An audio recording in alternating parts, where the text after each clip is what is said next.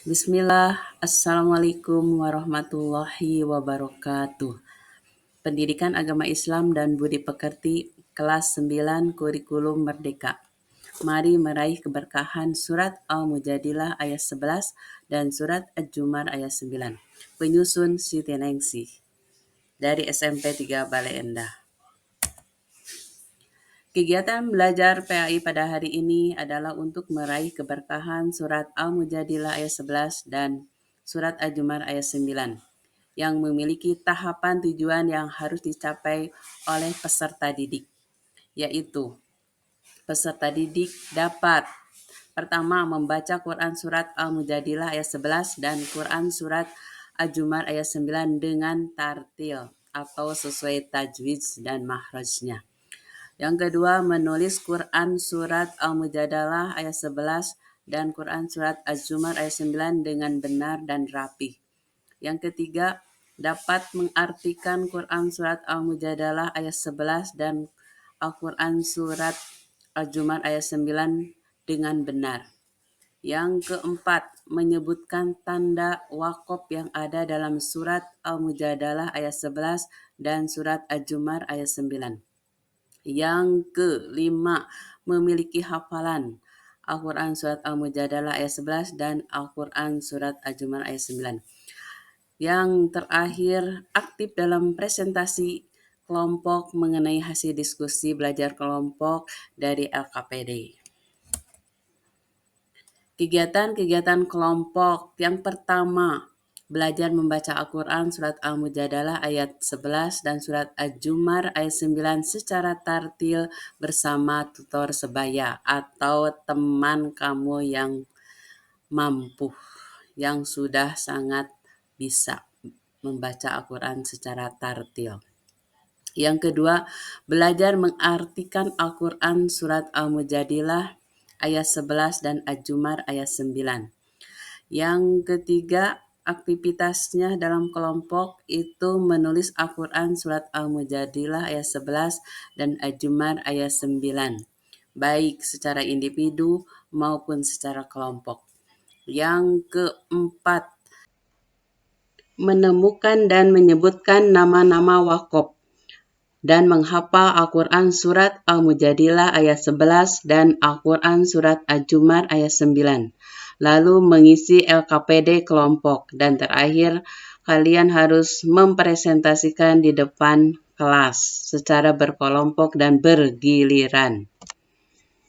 Tanda-tanda wakaf dalam Al-Quran. Pengertian wakaf secara bahasa artinya menahan, dalam bahasa Arab yang lain al-habsu.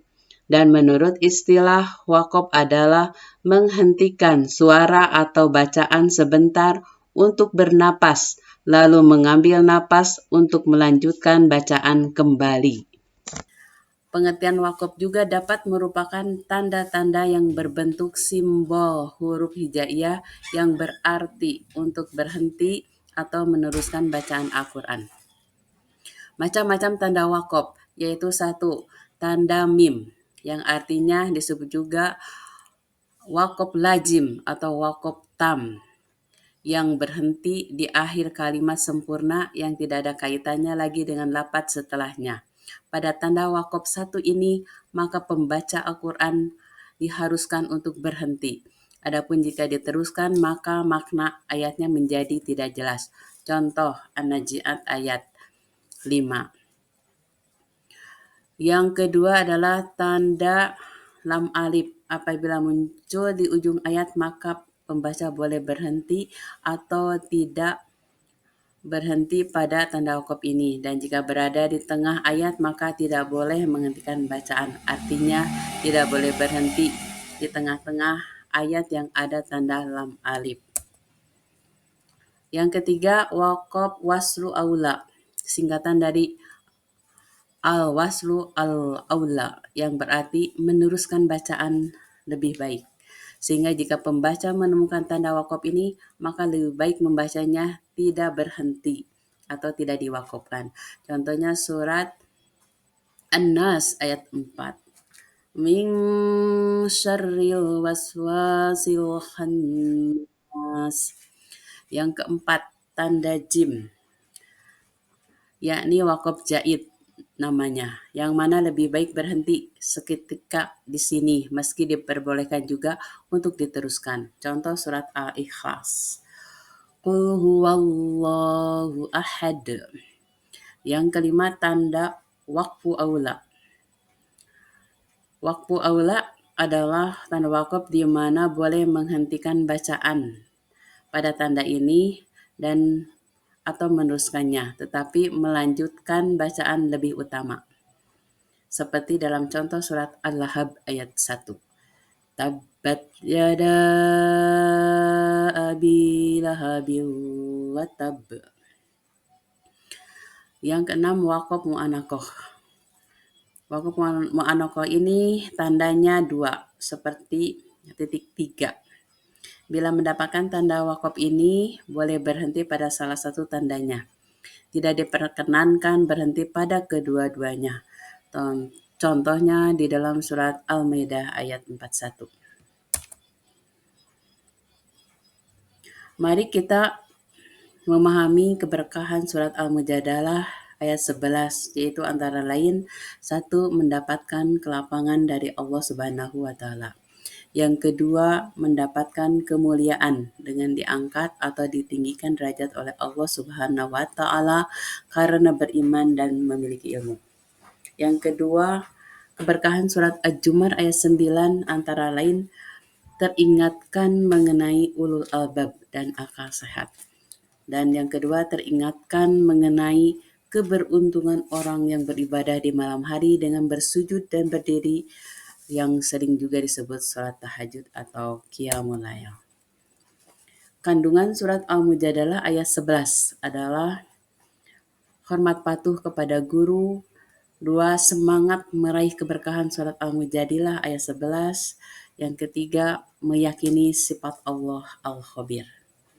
Lalu kandungan Az-Zumar ayat 9 adalah 1. Tafakur mengenai keutamaan beribadah di malam hari, bersujud dan berdiri, yang sering dinamakan salat tahajud atau qiyamul lail. Yang kedua, mencermati perbedaan orang yang mengetahui hak-hak Allah dan orang yang tidak mengetahui hak-hak Allah. Yang ketiga, semangat menuntut ilmu pengetahuan. Yang keempat, kandungan surat Al-Jumar ayat 9 adalah menjaga akal sehat dengan suka menerima pelajaran atau ilmu dengan ikhlas. Mari kita mengamalkan Al-Quran seayat-seayat, sedikit-sedikit dengan konsisten. Mari dengarkan bacaan Al-Quran surat Al-Mujadalah ayat 11 dan Al-Jumar ayat 9.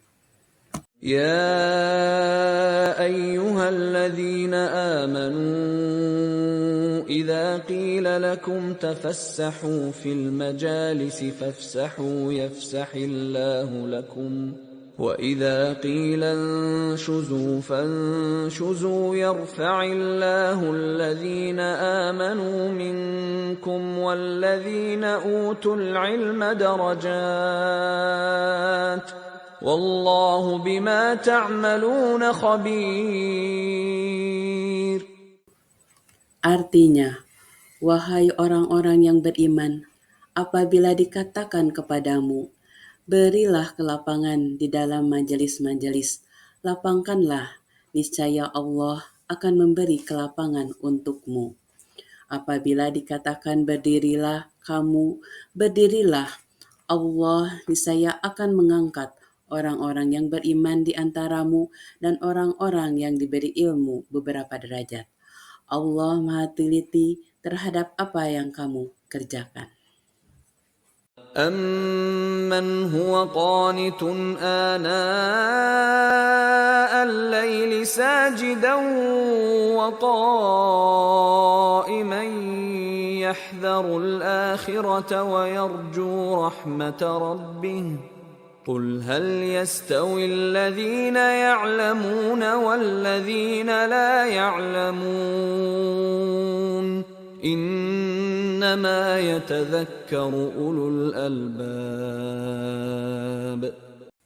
Artinya, apakah orang musyrik yang lebih beruntung ataukah orang yang beribadah pada waktu malam dalam keadaan bersujud, berdiri, takut pada azab akhirat, dan mengharapkan rahmat Tuhannya?